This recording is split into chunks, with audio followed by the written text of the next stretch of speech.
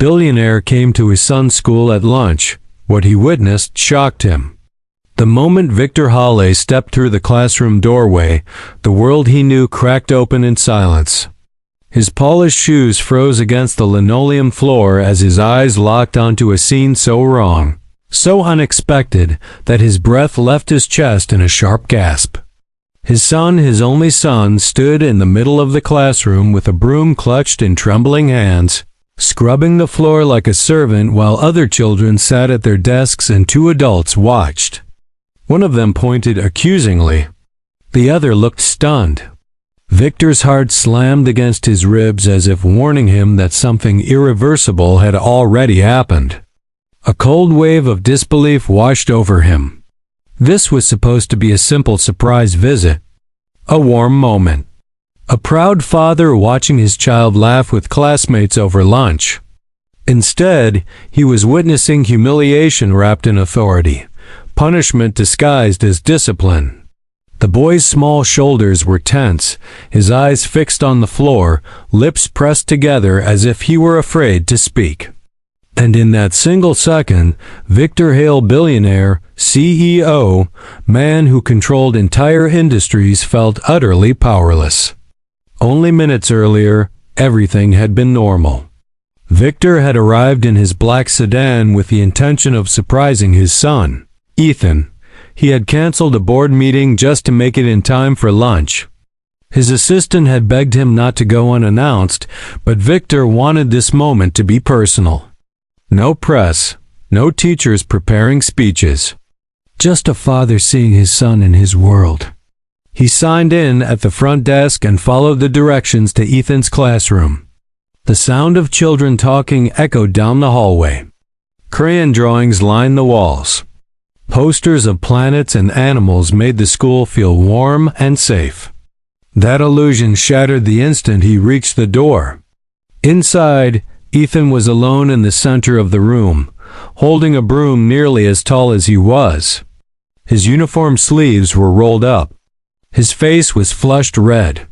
Dust and paper scraps were scattered at his feet. A woman in a navy blazer stood with her arms crossed. Her finger was pointed directly at him. "Do it properly," she snapped. "If you're going to make a mess, you'll clean it." Another adult, a male teacher, stood by the door, clearly uncomfortable. His eyes widened when he saw Victor. Victor didn't speak at first. He simply stared. "Dad," Ethan whispered when he noticed him. That single word sliced through Victor's chest. "What is going on here?" Victor asked, his voice low and dangerously calm. The woman turned, startled. "Sir, this is a disciplinary matter. My son is sweeping the classroom," Victor said slowly. "Why?" She lifted her chin. "He spilled paint during art class. I decided he needed to learn responsibility." Victor looked around. Other desks were untouched. No other child was cleaning. "Just Ethan. You removed him from lunch for this?" Victor asked. "He needs consequences," she replied. "Children like him must learn they are not above rules." That sentence hit harder than the broom on the floor. Children like him. Victor knelt beside Ethan. "Did you spill paint on purpose?" Ethan shook his head quickly. "It was an accident." I said sorry. "Did anyone help you clean it?" Ethan's eyes flicked to the woman, then back to the floor. "She said I had to do it alone." Victor stood up slowly. For years he had negotiated with politicians, silenced enemies with contracts, and faced corporate wolves without blinking. But nothing prepared him for the sight of his child being singled out and shamed. The male teacher finally spoke. "Mr. Halley, perhaps we can discuss this privately." "No," Victor replied. "We will discuss this right now." He turned back to the woman. "What is your name?" "Mrs. Carter," she said stiffly. "Mrs. Carter," Victor said, "do you believe public humiliation teaches responsibility?" "It teaches discipline," she replied. Victor looked around the room. "Then why is my son the only one being disciplined in front of everyone?" Silence fell over the classroom. Some children stared. Others looked away. Mrs. Carter hesitated. He's very confident. Sometimes children like him think rules don't apply. Victor felt anger rise like fire in his chest. My son is 7. The male teacher stepped forward. There have been complaints, sir. He asks questions. He talks back sometimes. Victor laughed once, sharply. So curiosity is now a crime? Ethan's hands tightened on the broom. Victor gently took it from him and leaned it against the wall. You will not clean another inch of this floor, Victor said. Mrs. Carter stiffened. Sir, you can't interfere with. I can, Victor interrupted. And I will. He took off his jacket and draped it over Ethan's shoulders. Go sit down, he whispered. Lunch is waiting. Ethan hesitated. But she said, I said, Victor replied. The boy walked slowly to his desk, eyes wide, unsure if he was safe. Victor turned back to the adults. This school receives donations from my foundation, he said. Do you know why? Mrs. Carter swallowed. For development programs. For fairness, Victor said. For safety.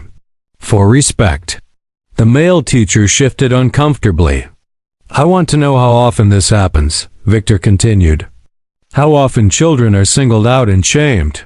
Mrs. Carter folded her arms again. You're overreacting. It's just a broom. Victor stepped closer to her. It's not about the broom. It's about power. The room felt smaller. He could feel the tension rising like static. Call the principal, Victor said. Minutes later, the principal arrived, breathless. What seems to be the issue? She asked. Victor pointed at the broom. My son was forced to clean alone while others ate lunch. The principal frowned. Mrs. Carter? It was a teaching moment, she said. Victor looked at the principal. Would you do this to every child? The principal hesitated. That hesitation answered everything. Victor knelt beside Ethan again. Did this happen before? Ethan nodded slowly. Sometimes. How many times? I don't know. Victor's hands curled into fists. The principal cleared her throat. Mr. Hawley, perhaps we can discuss this in my office. No, Victor said again. We will discuss it where it happened. The children watched in silence. This school exists to protect children, Victor said. Not break them. Mrs. Carter's voice hardened. You think money makes you right? Victor looked at her calmly. No, but truth does. He turned to the principal. I want an investigation today. The principal nodded nervously. Victor took Ethan's hand. You're coming home with me. But lunch, Ethan began. We'll eat somewhere better, Victor said softly. As they walked out, the classroom felt different, smaller, quieter, as if the walls themselves understood something had changed. Outside, sunlight hit Victor's face, but he felt cold. In the car, Ethan finally spoke. Did I do something bad? Victor looked at him in the mirror. No, you did nothing wrong. But she said she was wrong. Ethan's eyes filled with tears. I tried to be good. Victor reached back and squeezed his hand. You already are. That afternoon, Victor canceled all meetings. Instead, he sat with lawyers, school officials, and his foundation board. What he learned was worse than he imagined. There were other children. Quiet children. Poor children. Children without famous last names. They had been punished the same way. Singled out. Made examples of. Victor felt sick. By evening, the principal resigned. Mrs. Carter was suspended pending review. But Victor knew this wasn't just about one school. This was about how power worked in small places. The next morning, Victor returned not in a suit, but in casual clothes. He stood in the hallway and watched. No child was holding a broom. No finger pointed. But fear still lingered in the eyes of some students. Victor knelt to their level. "You don't have to be afraid," he said. One boy whispered, "Are we in trouble?" "No," Victor replied. "You're safe." Word spread quickly. Parents gathered. Teachers whispered. The school changed in a single day. And Ethan? Ethan walked taller. Not because his father was a billionaire, but because someone had finally seen him. And that was only the beginning. Asterisk that evening, when the doors of Victor Hale's mansion closed behind him, silence pressed in like a heavy curtain. Ethan walked beside him, unusually quiet. The boy who usually ran ahead, chattering about dinosaurs or math puzzles, now moved with careful steps as if afraid the floor might accuse him again. Victor watched him from the corner of his eye, feeling a slow-burning rage mixed with something worse, guilt. "I should have known," Victor murmured. Ethan looked up. "Known what, Dad?" That something was wrong. They sat at the long dining table meant for 10, but only 2 plates were set. The chef waited nervously at a distance. Victor waved him away. "Just us tonight," he said. Ethan poked at his food. "Am I still going to that school?" Victor paused. The question landed heavier than any business deal he had ever signed. "I don't know yet," Victor said honestly. "But I promise you this, you will never be treated like that again." Ethan nodded, though doubt still clouded his small face. That night, Victor couldn't sleep. Asterisk every time he closed his eyes, he saw Ethan holding the broom. Saw the pointing finger. Heard the words, "Children like him." He rose before sunrise and walked into his private office. Walls covered with awards, framed magazine covers, and photographs with world leaders. None of it mattered now. He made one call. "Cancel my entire schedule," he told his assistant. "I'm going back to that school today." "Sir, you have investors flying in? Cancel everything." By mid-morning, Victor stood outside the school gates again. This time, no cameras. No announcements. Just him. He entered quietly and walked. The hall is like a shadow. What he saw unsettled him. Little girl sitting alone during reading. Timed out a boy standing in the corner while others worked in groups. A teacher sighing impatiently at a child who spoke too slowly. None of it was dramatic. None of it would make headlines, but it was enough. Victor realized something terrifying. Cruelty didn't always scream. Sometimes it whispered. He stepped into the principal's office unannounced. "I want full access," Victor said. The principal, pale and exhausted from the previous day, nodded quickly. "Of course, Mr. Hale." He reviewed files. Disciplinary records. Patterns emerged. The same children. The same teachers. Quiet names. Poor families. Immigrant parents. No powerful voices behind them. Victor's hands trembled as he closed the folder. "This is systematic," he said. The principal swallowed. We didn't see it that way." Victor looked up sharply. "You didn't want to see it." By noon, parents began to gather outside the school. Someone had leaked what happened. Whispers spread like fire. A mother approached Victor, clutching her daughter's hand. "My child cried every morning," she said. "She said school made her feel small." Another father spoke.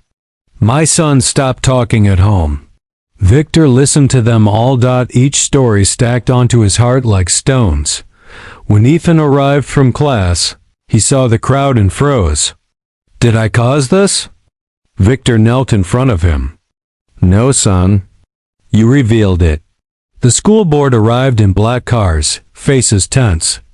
"We can handle this internally," one of them said. Victor stood tall. "You already didn't." A reporter appeared at the gate. Then another. Victor raised a hand. "No interviews," he said. "This isn't a show." This is a reckoning. That afternoon, he announced something that shocked everyone. I am withdrawing all funding from this school, Victor said. Until reforms are made.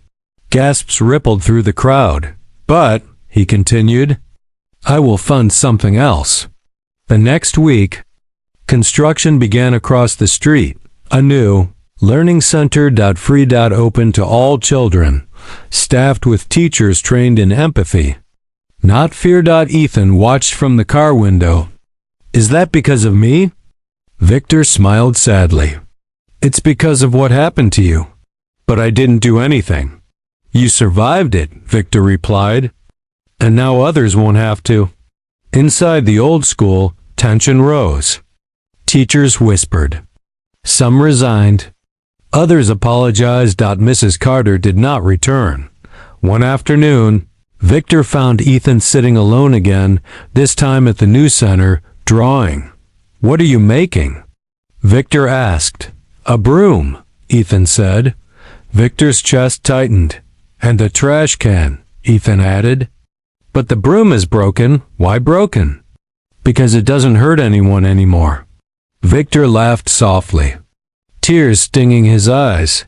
But the story didn't end there. Weeks later, Victor received a letter. No return address. Inside were drawings.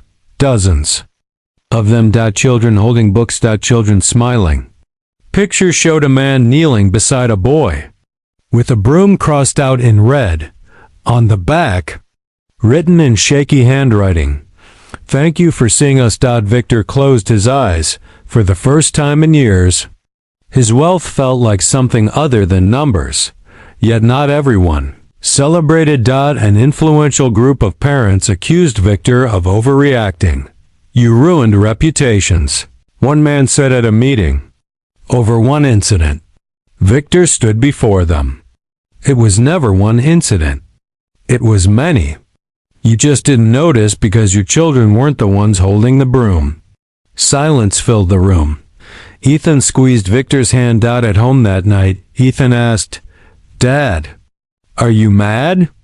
Victor thought for a moment. No, I'm awake. Will they be nicer now? They'll be watched now, Victor replied. And that's a start. Days turned into weeks. The new center thrived. Children laughed again. Some teachers from the old school transferred, humbled and changed. One day, the male teacher who had stood silently in the classroom came to Victor. I should have spoken up, he said. Victor nodded. Next time, do. The man bowed his head. Ethan's nightmares faded. He stopped asking if he was bad. He began raising his hand again in class, and one afternoon, as Victor watched him through the classroom window, he realized something else. His son had not been broken. He had been sharpened. By pain. By truth. By being seen. Victor whispered to himself, never again. But fate was not finished, because what Victor didn't yet know was that the incident at the school would ignite something far bigger. A national debate, a mass movement, and a final confrontation with the very system he once trusted. And when that moment came, the broom would no longer be in Ethan's hands. It would be in Victor's. The debate exploded within days. What began as a quiet visit to a school became a storm across television screens, social media, and city council chambers. The phrase "the broom incident" spread everywhere, whispered with anger and disbelief.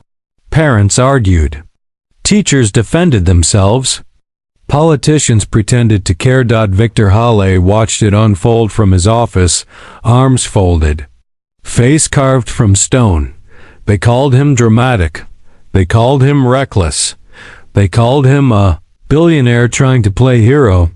But Victor knew the truth. They were afraid, because for the first time, someone with power had pointed at something ugly and refused to look away. One morning, Ethan came home with a strange question. Dad, what is discrimination? Victor froze. Why do you ask? Some kid said you're fighting it, and that I'm the reason. Victor sat beside him on the couch. Discrimination is when people treat you badly because of who you are, not what you do. Ethan thought. Like when they made me clean? Yes, Victor said softly. Exactly like that. Ethan frowned. But I didn't do anything wrong. Victor pulled him close. And that's why this matters. The new learning center grew busier every day. Parents who once trusted the old school now crossed the street with their children. Teachers applied in droves. Volunteers came from universities. Psychologists offered help for kids who had been quietly shrinking inside. Classrooms for years. Then the first lawsuit. Arrived. A formal complaint from the school district claiming Victor had defamed their femme to their staff, claiming he caused financial damage. Victor read the letter once and laughed bitterly. They're suing me for exposing them, he said to his lawyer. The lawyer nodded. They want to scare you. Good, Victor replied. Let them try. Court hearings began. Cameras flashed. Reporters shouted questions. Mr. Hawley, do you regret withdrawing funding? No. Do you think you went too far? I don't think I went far enough. Inside the courtroom, parents testified. One mother spoke through tears. My daughter was told she was slow because English wasn't her first language. A boy's father said, they made him sit at the back like he was invisible. Every story felt like another crack in a wall that had stood too long. Then came the teachers' union. They accused Victor of painting all educators as villains. He stood before them calmly. I am not attacking teachers. I am attacking silence. The room went still. Outside, protesters gathered. Some carried signs that read, "Thank you for seeing US." Others shouted that Victor was destroying tradition. Ethan watched the news from the living room. Are they mad at you? He asked. Some are, Victor said. Did I make trouble? Victor knelt.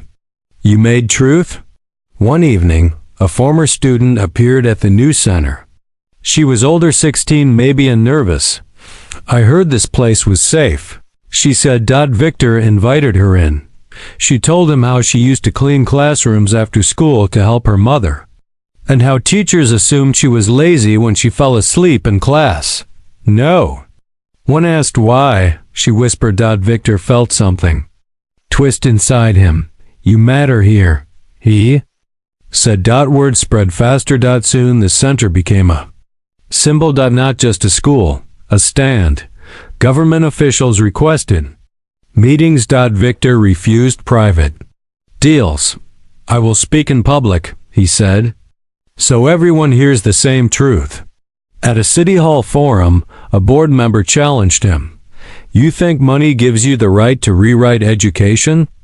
Victor replied, no, my son gave me that right. Silence. The board member shifted uncomfortably, but the real shock came weeks later. The principal of the old school resigned. So did 3 teachers. An internal investigation confirmed discrimination patterns. Headlines screamed, system exposed. Parents cried on camera.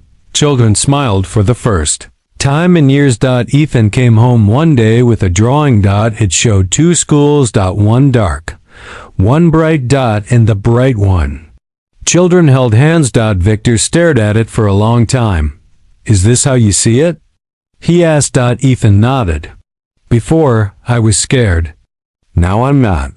Victor hugged him tightly. Yet something deeper brewed beneath the victory. Victor began receiving anonymous messages. Stop stirring.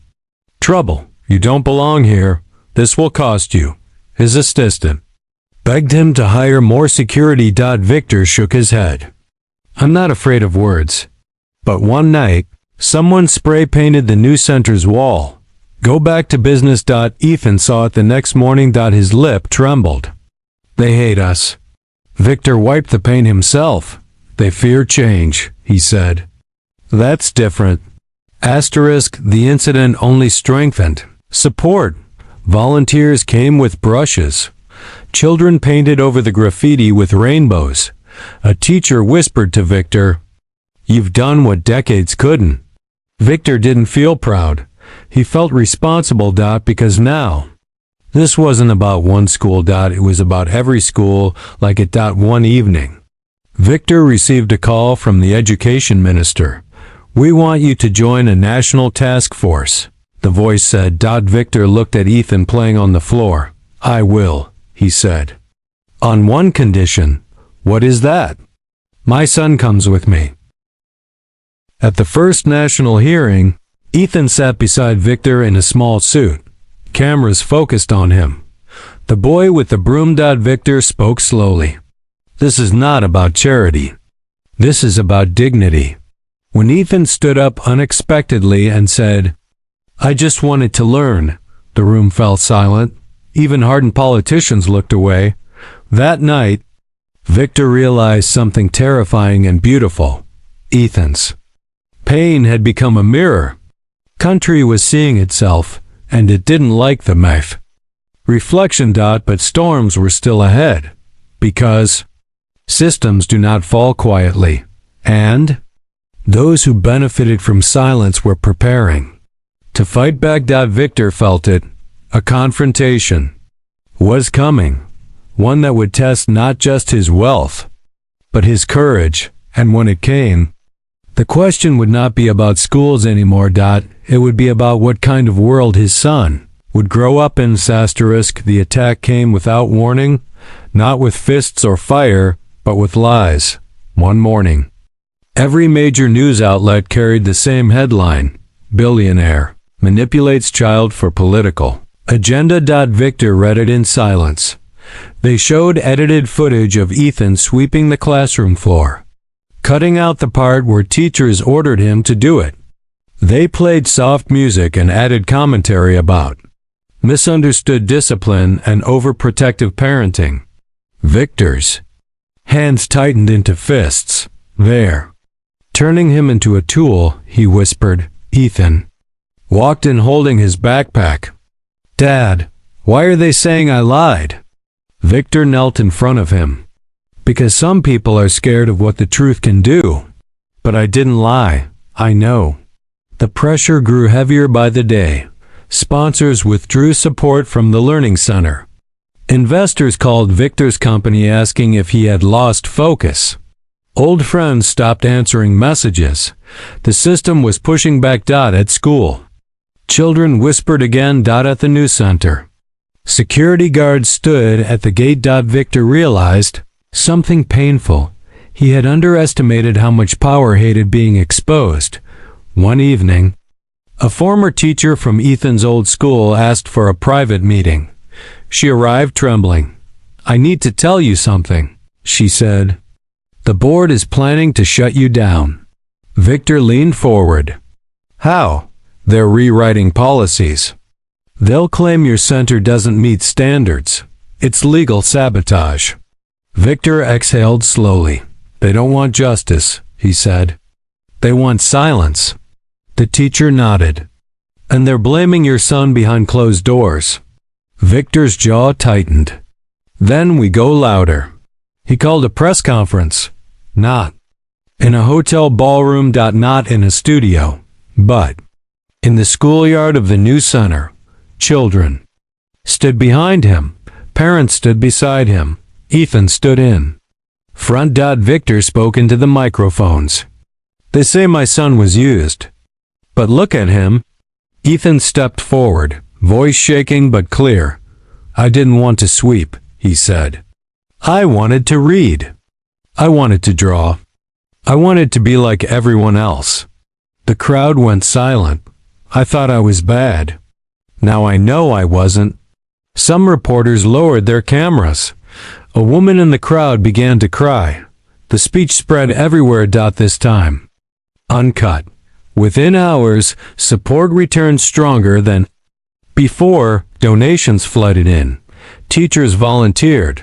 Even students from other cities sent letters, but the board still moved forward.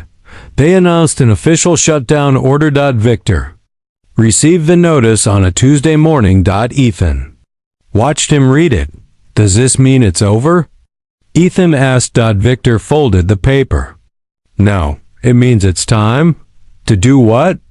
To fight for every child who never got to speak. Court day arrived like thunder. The building was packed. Inside, lawyers spoke about regulations and jurisdiction. Victor stood when it was his turn. He did not bring charts. He brought drawings. Pictures from children. One showed a classroom with chains. Another showed a teacher with no mouth. Victor held them up. These are not statistics, he said. These are voices. The judge leaned forward. Victor continued, you can close my school, but you cannot close what started here. Then Ethan stood. The courtroom gasped. The boy walked slowly to the microphone. My dad said this place is for learning, he said. Before, I was scared to go to school. Now I'm not. The judge removed his glasses. Silence stretched like glass about to break. 2 weeks later, the ruling came. The shutdown order was overturned. Not only that, the board was ordered to investigate its own practices. Headlines changed again. Child's testimony shakes education system. Old school was placed under review. Policies were rewritten. Training programs were launched nationwide. Victor watched from his office as change rippled outward, but victory felt strange. Heavy. He knew something had shifted forever. Ethan returned to school one morning with a new teacher. A kind one. She knelt and said, you belong here. Ethan smiled. That night, Victor sat alone, staring at the broom he had kept. The symbol of everything. He realized the lesson wasn't about wealth. It wasn't about power. It was about presence. He had shown up, and because he showed up, others did too. Months later, Victor visited the old school building. It had been repainted. New signs hung on the walls. Dignity, fairness, respect. In one classroom, he saw a janitor sweeping. A teacher rushed over. No, let the children help only if they choose. Victor felt a quiet peace settle inside him. Ethan joined him. Dad?